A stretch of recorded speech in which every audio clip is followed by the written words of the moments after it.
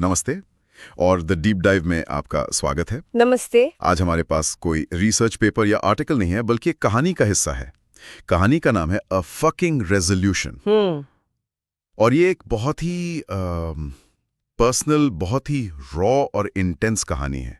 तो आज हमारा मकसद किरदारों को जज करना नहीं है, बिल्कुल नहीं। बल्कि ये समझना है कि जब प्यार और इच्छा, मतलब लव और डिजायर, एक से रिश्ते में पूरी नहीं हो पाती तो इंसान किस हद तक जा सकता है। सही बात है। और जो बात आपने शुरू की, उसी से जुड़ा हुआ एक दिलचस्प पहलू है कहानी का ढांचा। हाँ। लेखक हमें सीधे एक्शन के बीच में एक बहुत ही हाई स्ट्रेस मोमेंट में डाल देता है और फिर हमें पास्ट में ले जाकर दिखाता है कि इस मोमेंट की वजह क्या थी। बिल्कुल। तो ये सिर्फ एक कहानी नहीं है, ये एक तरह की साइकोलॉजिकल केस स्टडी जैसी है कि कैसे अनफुलफिल्ड डिजायर, गिल्ट और एंटीसिपेशन मिलकर एक इंसान को ऐसे फैसले लेने पर मजबूर कर देते हैं जो शायद उसने कभी सोचे भी नहीं होंगे। तो कहानी शुरू होती है एक महिला से जो एक होटल के बाहर अपनी कार में बैठी है और उसकी सांसें अटकी हुई हैं। वो अपनी हार्ट रेट को कंट्रोल करने की कोशिश कर रही है। बाहर वो एक यंग कपल को देखती है जो एक दूसरे में खोए हुए हैं, और फिर उसकी नजर एक आदमी पर पड़ती है और उसका दिल बैठ जाता है। अच्छा। उसे लगता है कि वो उसका पति फ्रैंक है, और उसके दिमाग में पहला ख्याल आता है, कहीं वो भी यहाँ उसी वजह से तो नहीं आया जिस वजह से मैं आई हूँ। ये जो बंद गाड़ी का सिंबल है ना, ये बहुत पावरफुल है। हाँ, ये सिर्फ उसकी फंसी हुई मेंटल स्टेट नहीं दिखाता, बल्कि हम सबके उस अनुभव को पकड़ता है जहां हम जिंदगी के किसी बड़े फैसले से पहले अपनी ही सोच में कैद हो जाते हैं। सही कहा। और फ्रैंक को लेकर ये गलत फहमी, ये फॉल्स अलार्म कहानी के स्टेक्स को पहली ही लाइन में आसमान पर पहुंचा देता है। हमें तुरंत पता चल जाता है कि वो जो भी करने वाली है वो रिस्की है और सीक्रेट है। बिल्कुल। जब वो आदमी मुड़ता है और उसे एहसास होता है कि वो फ्रैंक नहीं है, तो उसकी जान में जान आती है। और यहीं हमें पता चलता है कि वो एक मुलाकात के लिए आई है, एक ऐसी मुलाकात जिसके बारे में वो पिछले एक हफ्ते से सोच रही है, और ये सोच ही उसे गिल्ट से भर रही है। तो सवाल यही है कि वो यहाँ तक पहुंची कैसे? हाँ, तो इसके लिए लेखक हमें 2 महीने पीछे उसके बेडरूम में ले जाता है, जहाँ इस पूरी कहानी की जड़ छुपी है। और ये फ्लैशबैक बहुत जरूरी है, क्योंकि ये हमें दिखाता है कि ये औरत कोई सीरियल चीटर नहीं है। वो अपने पति से प्यार करती है, बहुत प्यार करती है। कहानी बताती है कि उसका पति फ्रैंक, जो एक मेरीन बायोलॉजिस्ट है, 2 महीने के काम के बाद डेनमार्क से लौटा है। और उनका मिलना वो किसी हाई पैशन रोमांस फिल्म के सीन जैसा है। हाँ, कहानी में वो बताती है कि कैसे वो 2 महीनों से उसके स्पर्श के लिए, उसकी खुशबू के लिए तरस रही थी। उसके शब्द बहुत बहुत विसरल हैं। जैसे पसीने और चंदन की महक में डूबी हुई, या मेरे निप्पल इतने सख्त थे कि दर्द हो रहा था। वो दरवाजे से बेडरूम तक कपड़े उतारते हुए पहुंचते हैं। माहौल में प्योर रॉ फिजिकल नीड है। तो लेखक यहाँ उम्मीदों को, एंटीसिपेशन को बहुत ऊंचा उठा देता है। हमें लगता है कि 2 महीने की जुदाई का अंत एक जबरदस्त फिजिकल रियूनियन से होगा। बिल्कुल। ये कहानी कहने की एक क्लासिक तकनीक है।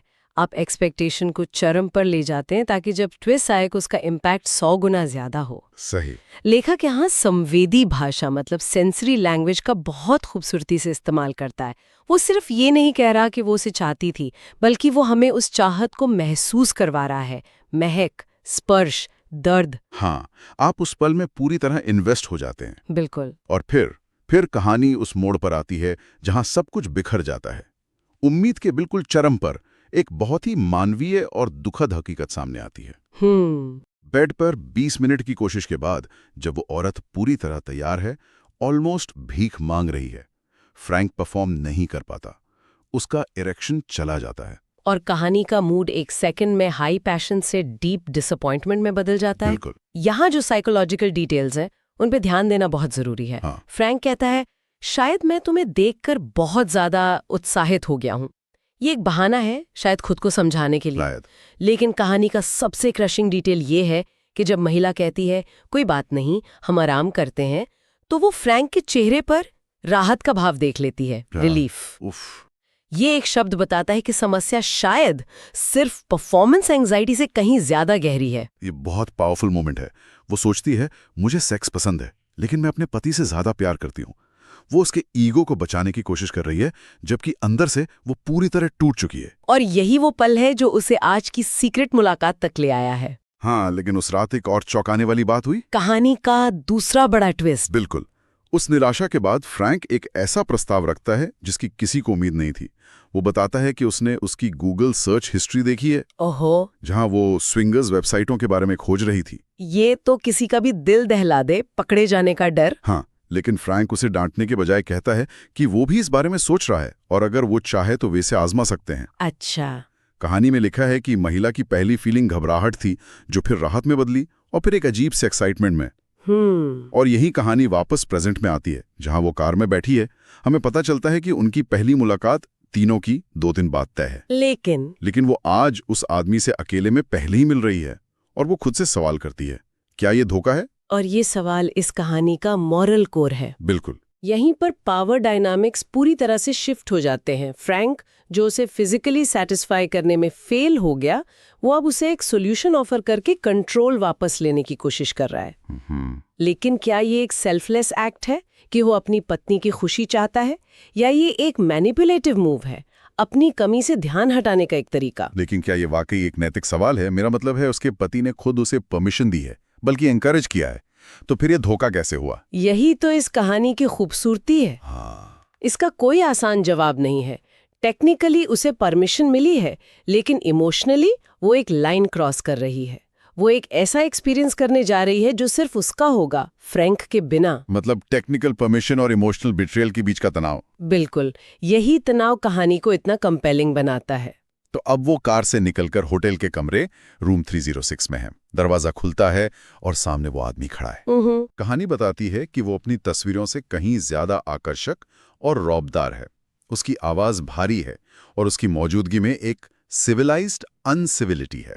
सिविलाइज्ड अनसिविलिटी मतलब एक ऐसी सख्ती, एक ऐसा डोमिनेंस जो सोशल नॉर्म्स के दायरे में है, लेकिन है बहुत प्राइमल। हाँ।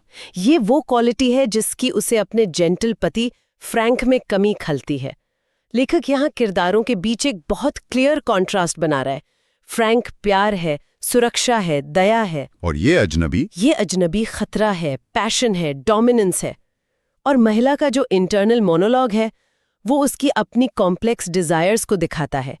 वो अपने पति का प्यार और सम्मान करती है, बिल्कुल, लेकिन वो किसी के द्वारा कंट्रोल किए जाने, किसी के जुनून का ऑब्जेक्ट बनने के लिए भी तरसती है। बिल्कुल। और ये अजनबी वक्त बर्बाद नहीं करता, वो उसे दीवार के सामने खड़ा कर देता है और उसे किस करता है। कहानी कहती है उसका जुनून एक नशेड़ी की तलब जैसा है।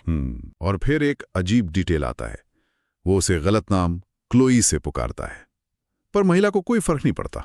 ये जो गलत नाम क्लोई का इस्तेमाल है, ये सिर्फ फॉर्मेलिटी हटाने के लिए नहीं है, ये एक साइकोलॉजिकल शील्ड की तरह काम करता है। मतलब अगर वो उसका असली नाम इस्तेमाल करता तो ये रिश्ता असली हो जाता, पर्सनल हो जाता। क्लोई कहकर वो दोनों खुद को याद दिला रहे हैं कि ये सिर्फ एक किरदार है, एक रोल प्ले है। अच्छा। ये उन्हें बाद में आने वाले इमोशनल बैगेज और गिल्ट से बचाने का एक सबकॉन्शियस तरीका है। ये इस मुलाकात के ट्रांजैक्शनल नेचर को हाईलाइट करता है। ये फिजिकल नीड के बारे में है, इमोशनल कनेक्शन के बारे में नहीं। इसके बाद सीन की रफ्तार तेज हो जाती है। वो उसके कपड़े उतारता है, उसकी छाती को चूमता है और उसे गोद में उठा लेता है। महिला पूरी तरह से सरेंडर कर चुकी है। वो सिर्फ शारीरिक संवेदनाओं पर फोकस कर रही है। नैरेटिव पेस का कंट्रोल देखिए।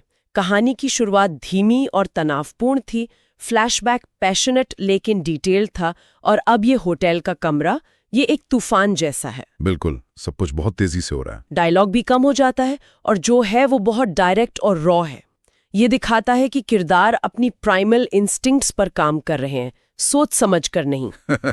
वो उसे बिस्तर पर ले जाता है, वो बेसब्र है, कहता है चलो अब सीधे काम की बात पर आते हैं। महिला उसके लिंग के आकार को देखकर हैरान है और उसके लिए भीख मांगती है।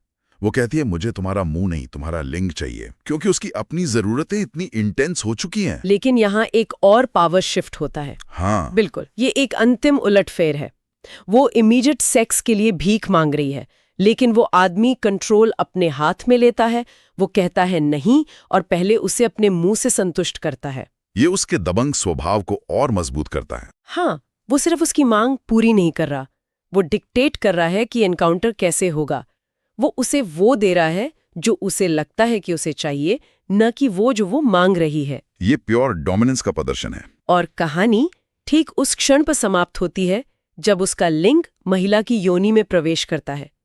कहानी का आखिरी वाक्य है, और मेरी दुनिया 1000 टुकड़ों में बट जाती है और बस वही खत्म। हाँ, एक फिजिकल क्लाइमैक्स के चरम पर कहानी रुक जाती है। ये एक ब्रिलियंट एंडिंग है, क्योंकि ये एक क्लिफ हैंगर है। ये हमें शारीरिक संतुष्टि का क्षण तो देता है, लेकिन असली कहानी इमोशनल और वैवाहिक परिणामों की को पूरी तरह से अनछुआ छोड़ देता है। हाँ, ये स्रोत हमें बताता है कि क्या हुआ, लेकिन सुनने वालों के लिए एक बड़ा सवाल छोड़ जाता है, आगे क्या होगा। तो ये थी एक महिला की कहानी, उसकी दबी हुई इच्छा से लेकर एक नाकाम कोशिश, एक चौंकाने वाले प्रस्ताव और आखिर में एक गुप्त मुलाकात के चरम तक का सफर। और पावर प्ले के एक बहुत ही कॉम्प्लेक्स वेब को परत दर परत खोला है। बिल्कुल, और ये कहानी हमें सोचने पर मजबूर करती है कि रिश्तों में धोखा असल में होता क्या है। क्या ये एक शारीरिक क्रिया है या एक इमोशनल सीक्रेट, या फिर तब होता है जब आप अपनी जरूरतों के लिए किसी और के पास जाते हैं, भले ही आपको परमिशन मिली हो। कहानी का अंत शारीरिक क्रिया की रेजोल्यूशन हो सकता है, लेकिन ये एक बहुत बड़े इमोशनल कॉन्फ्लिक्ट की बस शुरुआत है। बिल्कुल। जब वो फ्रैंक का सामना करेगी तो क्या होगा, 2 दिन बाद जब वे तीनों मिलेंगे तो क्या होगा। ये एक पल का सुख शायद उसकी पूरी जिंदगी की सबसे बड़ी उलझन की कीमत पर आया।